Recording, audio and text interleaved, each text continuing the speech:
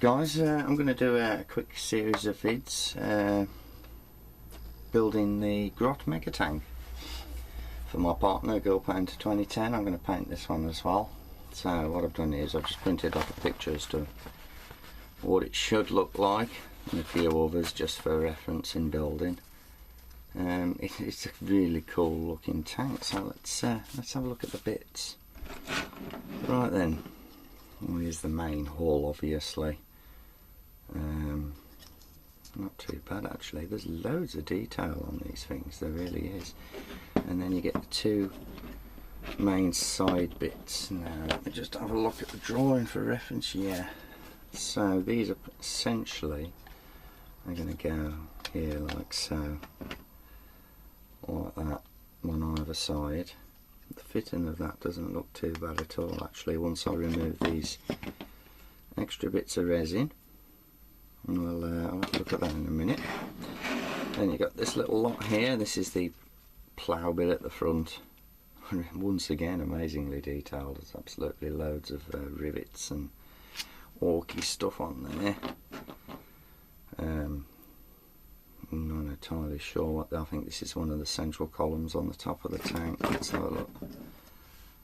I think that's a big chunk of extra resin on the bottom of there, but I think that's probably going to go on there at some point.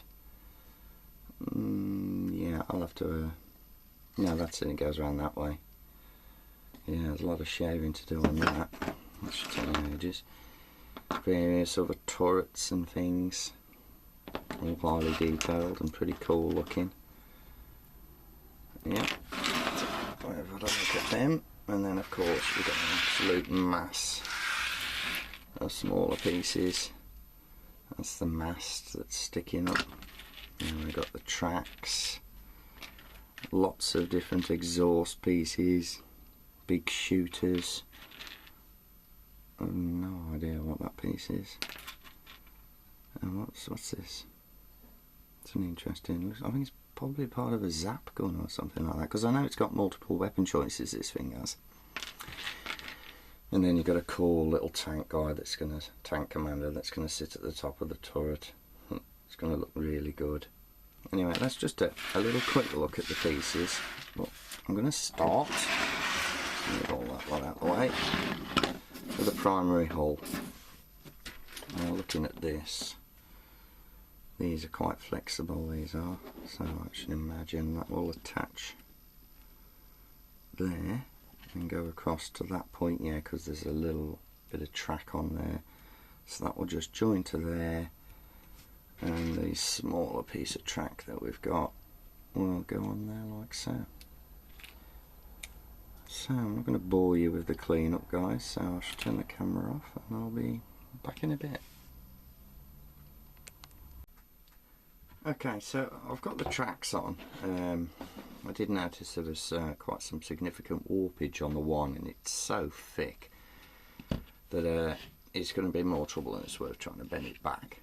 So, well, I mean, with this being an Ork vehicle and with all the turrets and stuff that's going on over the top of here anyway, you're not going to notice. You'll see as the build continues anyway.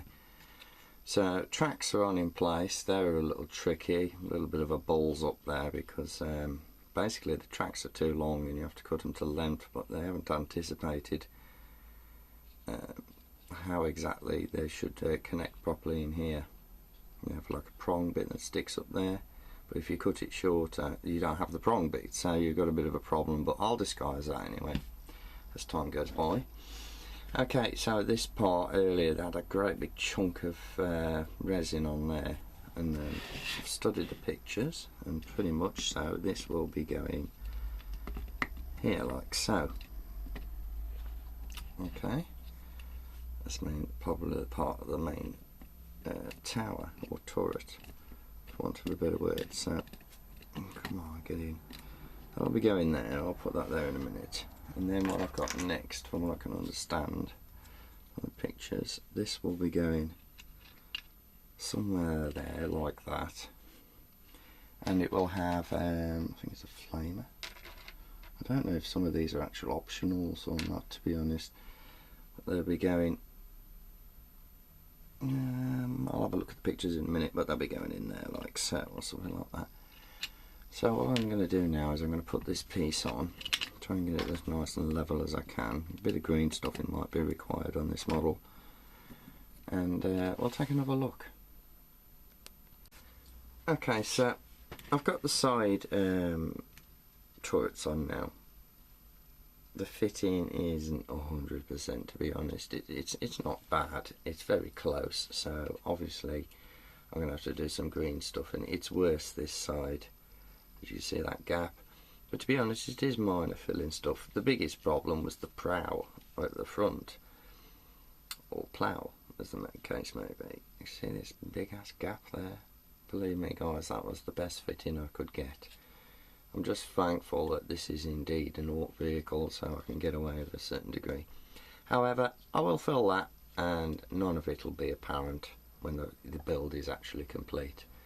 I shall carry on and do the actual build, and then I'll study it afterwards and see what gaps need to be filled in and so forth prior to undercoating. So let's crack on.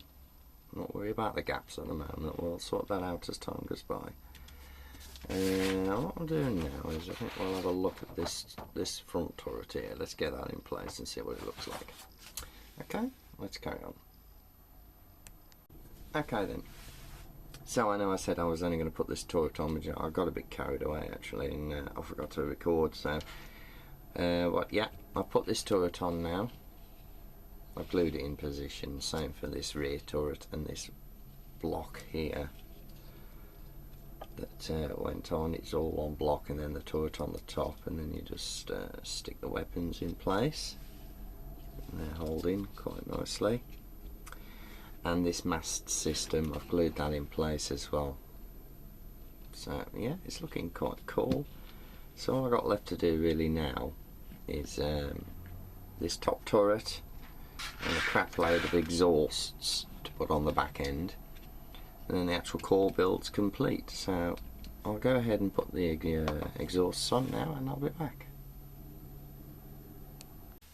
Well, there you go guys, one Grot Mega Tank. Gotta say, there's an amazing amount of detail on this model. It's incredible. Anyway, I've put all the exhaust stacks on now and any remaining details that I haven't noticed. Be careful because this is still drying. As you can see, you've got an extensive exhaust system on the back, and there's lots of little details that I never noticed before, such as, let me just turn this around, this part here. It's like a little it's almost like a grenade launcher of some form. It's really quite unique. I haven't really studied the rules on this tank, so Girl Painter 2010 will have to do that, but nonetheless it's really cool. And I love the little sorry, spinning it around, like a little grot at the top, tank commander looking through his spyglass. It's awesome. And the only green stuffing I've got to do really is just a little bit around these edges here and the top of this plough.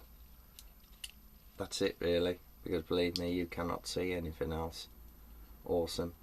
So I'll do the green stuffing when I do the base coating, you know, the primer, and then we'll move on to painting this beast. So there you go guys, one Grot Mega Tank. Don't forget to comment, rate, subscribe, and I'll see you in the next one.